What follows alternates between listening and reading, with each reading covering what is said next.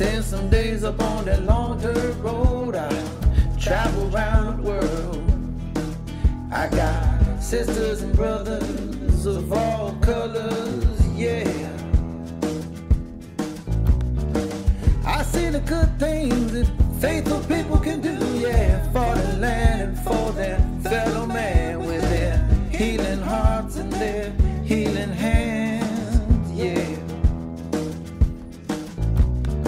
But I seen barbed wire fences keeping neighbors from neighborhoods, keeping kids from doing what they should, just hanging out and working it all out. Think about those people that you want to dedicate this trip to, that you want to honor, and think about the way in which you want to grow and learn from this trip from one another.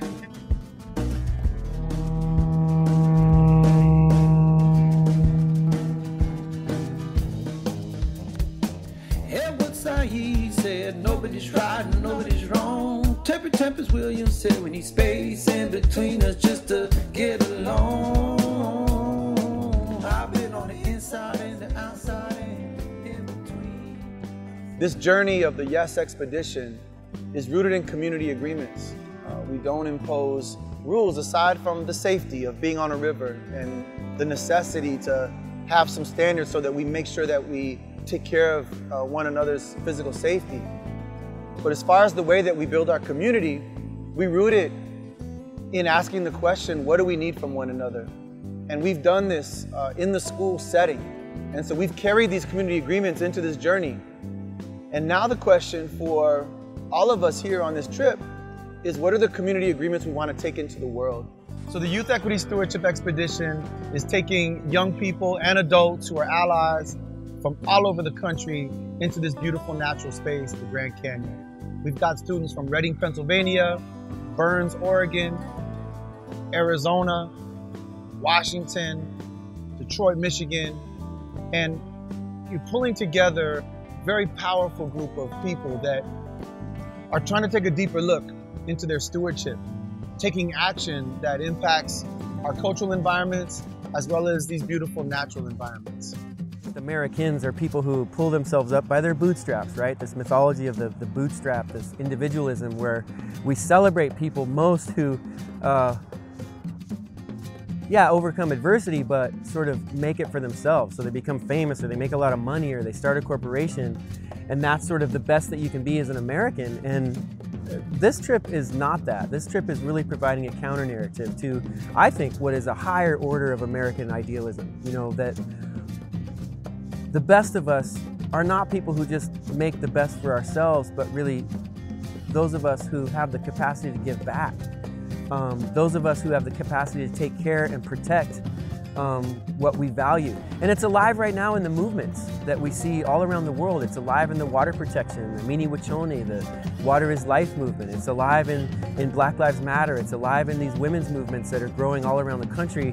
And that, to me, is the greatest American ethos. And that's what we're doing here. We're building community, and we're allowing for these young people to have a space for them to come here and become the best version of themselves, and to become the best version of what it means to be an American citizen. Take your attention to this side and tell me what's going on. Oh, there's more. I might imagine enough dead critters to make these walls. That's insane, Billy. So the cells of an organism are replaced with the minerals that are in the limestone, and it preserves the shape of the original animal. Right? So that's what a fossil is. And somehow that kind of makes us think about our own life. And it's kind of crazy how we're looking for the closest planet to move to that has everything that we need, but we're right here, right now, and we do nothing about it. We're here witnessing these amazing, huge processes that took millions and millions of years, and then to think about that could never happen again because we're ruining it. We can be connected in a deep way in this real world. We heard from one of our students on this journey talking about the Earth really having everything it needs to survive and not really needing us human beings. But if we are going to be here, we have to think of What's our footprint? What is the impact we're having? And so I think the question needs to be, what's in the way? What is preventing us from being in harmony with nature? And these are the conversations that are happening in this space. And I think we've come to understand that the things in the way are being disconnected from one another. We seem deeply connected through social media, but we're not as connected as we can be when we kind of let go of some of that artificial reality and sit with one another face to face, person to person. Fear is something that divides us. You know, we have less reason to be fearful of one another once we get to know each other and get to know each other's stories. And just the insecurities that are built around the media telling us what is beautiful, what is valuable. And when we fall short of that, we feel like we're not enough. And I think being out here in nature teaches us that we are enough. Everything here is enough and is needed. And without any small piece of the ecology, the topography, we are not complete.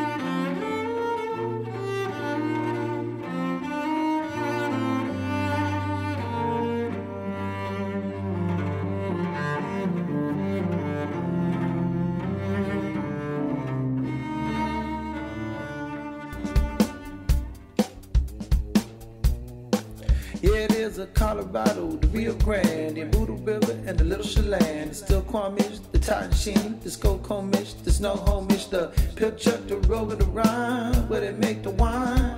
The Virgin River in Utah, and on up to the Arkansas, the Hammer, the Biobio, the Limpopo, and Ohio, the Congo, yeah.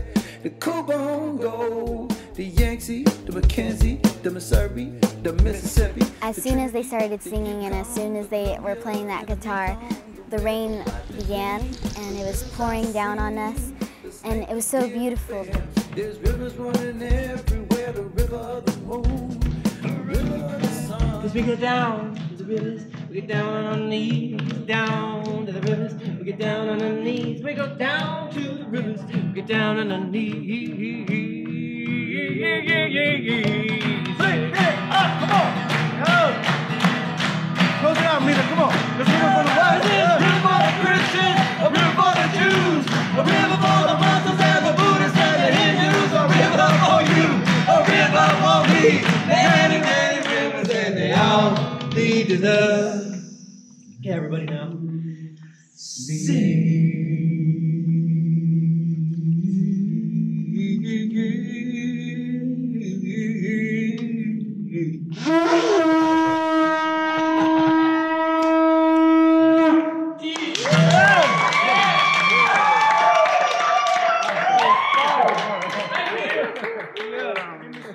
And now we got the main act who's finally going to be here, and we get to sing that river song that's been created especially for this moment. We started out as friends, started out as no one. Now we're singing songs, but we never ever know them. We were on our own. The Youth Equity Stewardship expeditions they changed the game with bringing us back to nature, like having you disconnect from life it teaches you to get in touch with your inner self, and when you get in touch with your inner self, you find out things about you that wouldn't normally be there. So if you thought you were a confident person before, you realize that your confidence is 10 times the amount. You realize the simplicity in being who you are and how you're just a part of nature, and it humbles you, sort of, kind of. And it teaches you values, that the old values, the natural values.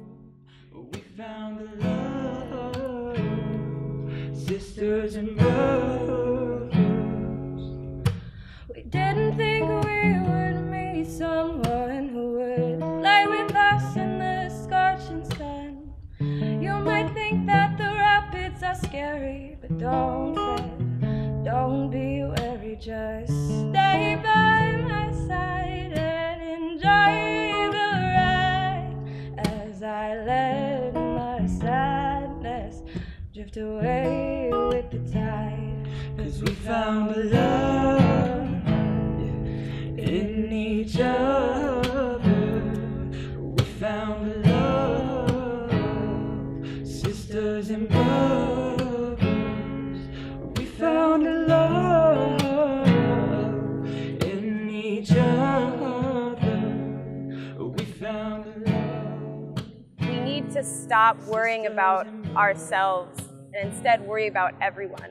We're all on this earth together, and it's not about who can make the most money, who can have the most land, who can have the most power. We shouldn't be focusing on war, we should be focusing on love. We need to start talking about how we can all survive as one race, the human race. Now we're holding hands, hands, hands, singing to the sky, sky, yeah, never making plans. Never asking why, yeah, we found love.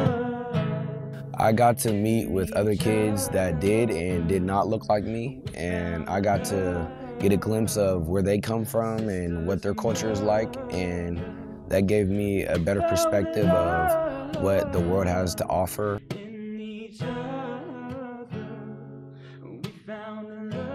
Certain things in life, specifically for me, that kind of cracked me open at the center, you know, like boom. And being here is one of those things. This is our planet. This is where we're going to live for a really long time. This is where our children are going to live. And being here is really making me feel like I have a personal duty to protect it. I can't imagine a world where I would only be surrounded by people that look like me, because you can't learn that way. Cause we found clap. Yeah, seriously, clap. We found love. Thank you. We found love. We found love. Art can be anything that's beautiful. I've seen the river as art. It's the way we flow and the way we've had conversations that are just natural.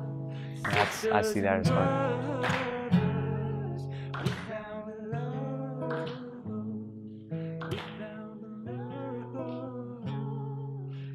How we figure things out, how we have no judgment, how we're always positive. I just want to bring that back home because that would be so awesome to live in a world like that, I think.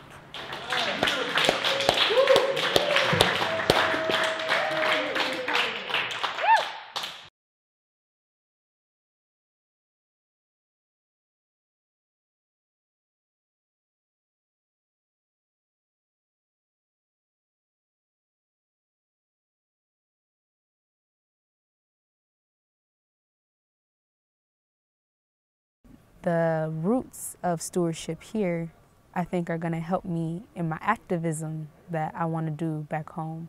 So everything that I've learned here is going to be compiled into one big ball of activism for me to take back into my community, into what I'm really passionate about. Oh, yeah. This is who I am.